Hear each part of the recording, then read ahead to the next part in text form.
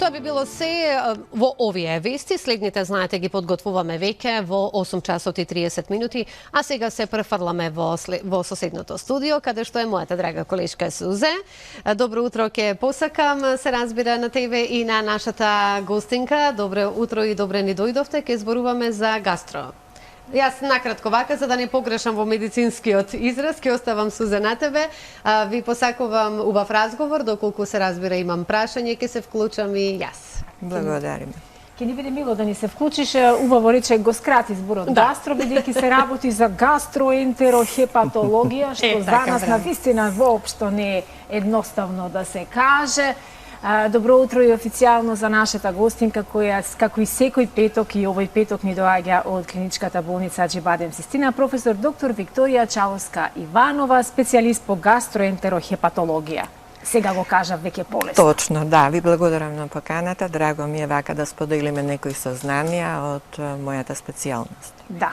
Ке се обидеме ова утро да споделиме многу нешта поврзани со оштетувањата на црниот дроб, кои што во последнава деценија се покажа многу чести, многу присутни и за жал не покажуваат никакви симптоми дека веќе се работи за некакво нарушување или за некаква болест на црниот дроб. Воедно и ќе разјасниме некои заблуди околу тоа дека не само лицата кои што консумираат алкохол можат да имаат оштетен црн дроб, така нели?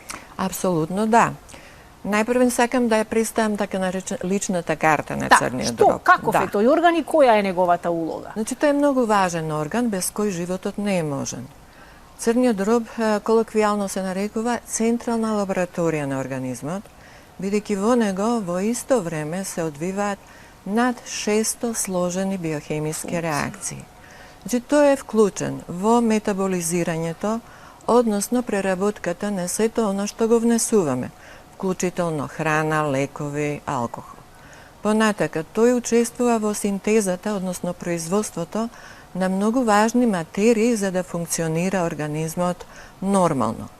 Тој има и складишна улога, значи таму се складираат одредени материи кои по потреба се испуштаат во организмот.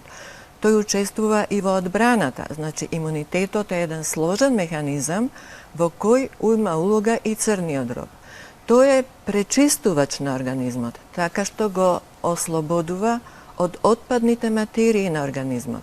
Затоа велам, без нормална функција на црниот дроб, животот не е можен. Значи, кога црниот дроб биде оштетен толку многу, што паѓаат функциите кои треба да му овозможат на организмот нормално функционирање, тогаш животот не е можен и тогаш единствен спас би била трансплантацијата, која баш не е секогаш достапна и не секогаш достапна за сите пациенти со оштетен црн дроб.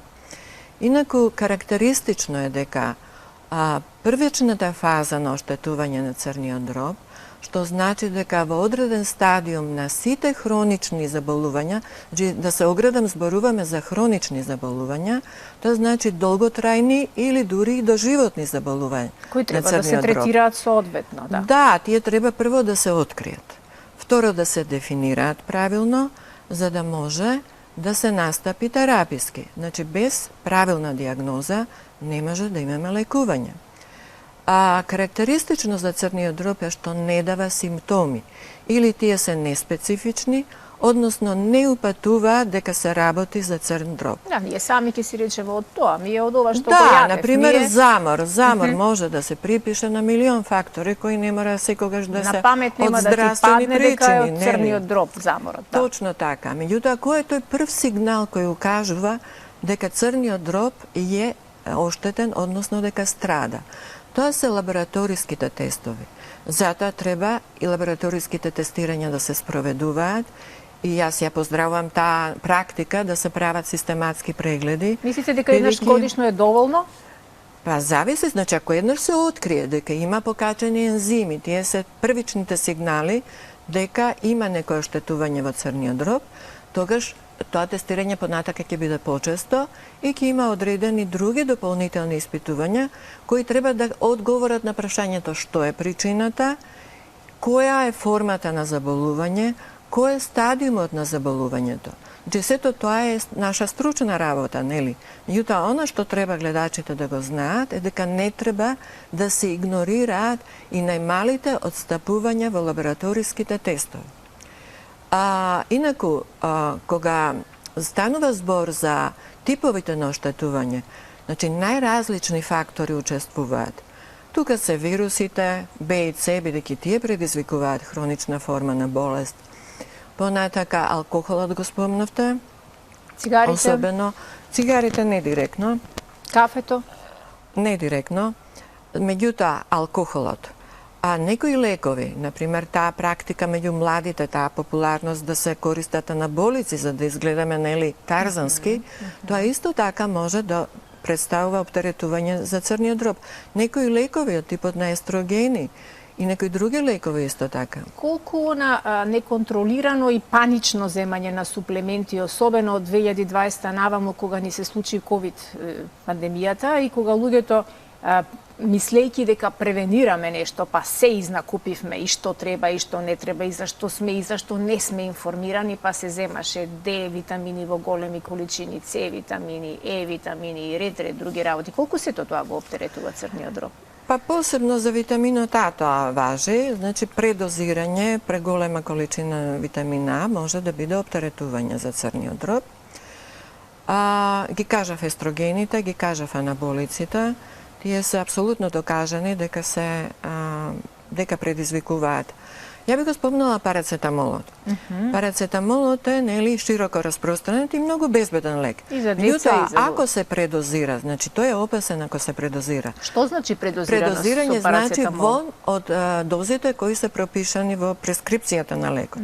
Чи тој е безбеден ако е дозиран правилно. Меѓутоа, ако се предозира, тој е опасен, така што постојат и акутни откажувања на црниот дроб од парацетамол.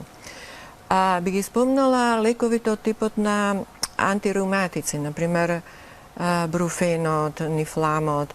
Тие се исто така широко распространета нивната употреба, меѓутоа особено на начнат црн дроб, тие може да бидат исто така дополнителен тригер за да се вложи состојбата на црниот дроб и тоа треба да се има на ум. Значи секогаш со лековите треба да се предпазливо.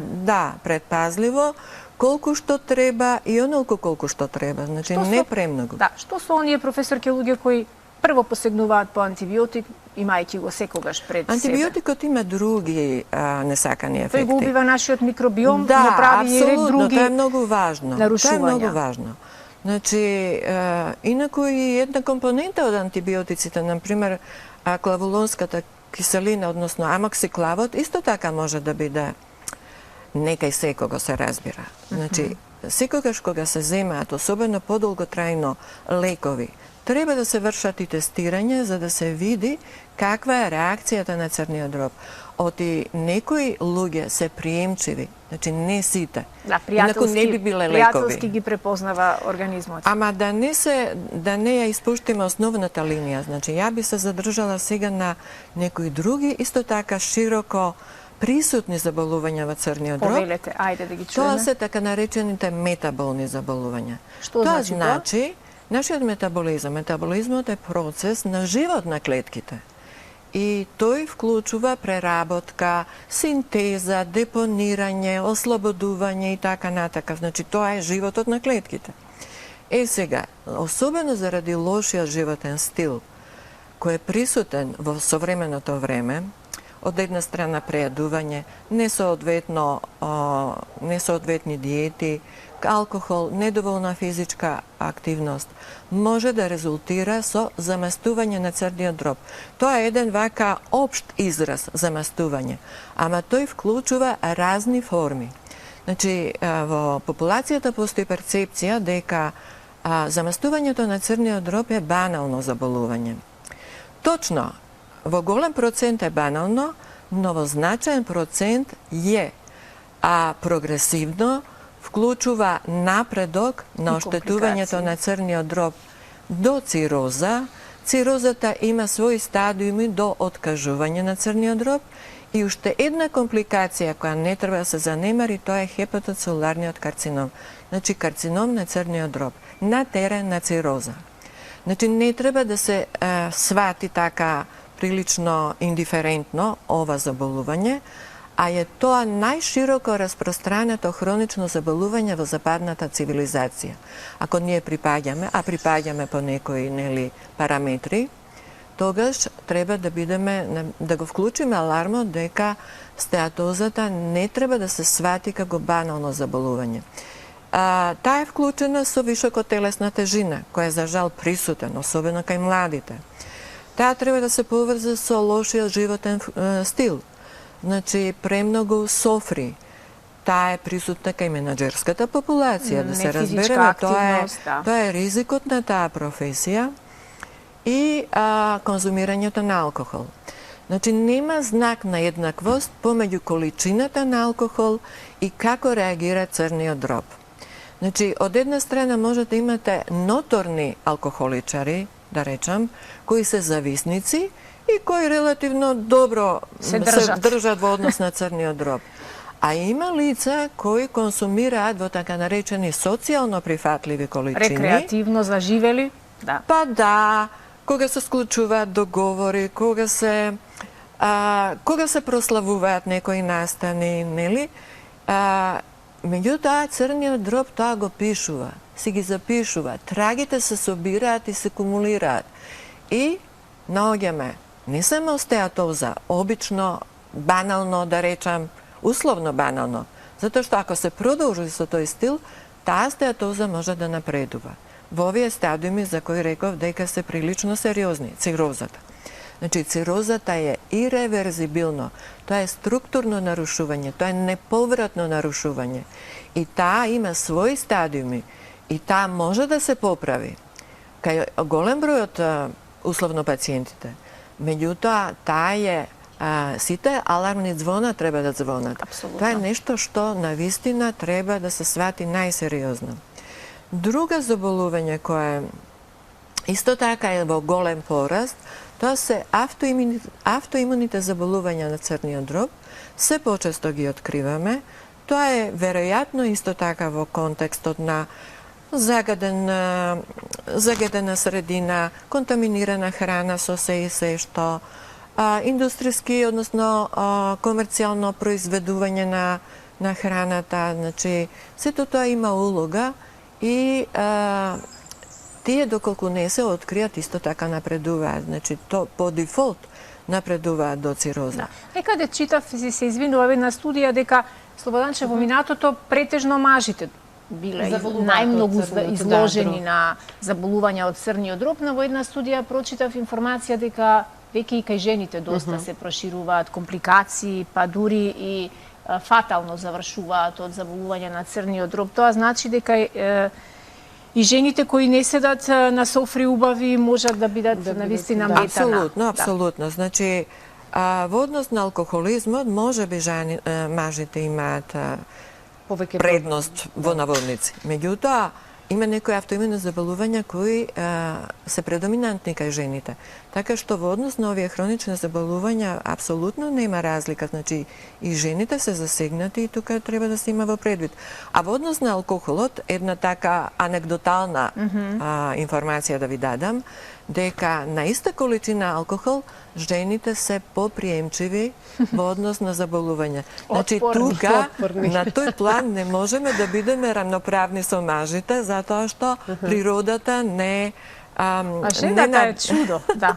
Не е чудо, таа е поприемчива. Значи, со помала количина алкохол може исто заболување да добие.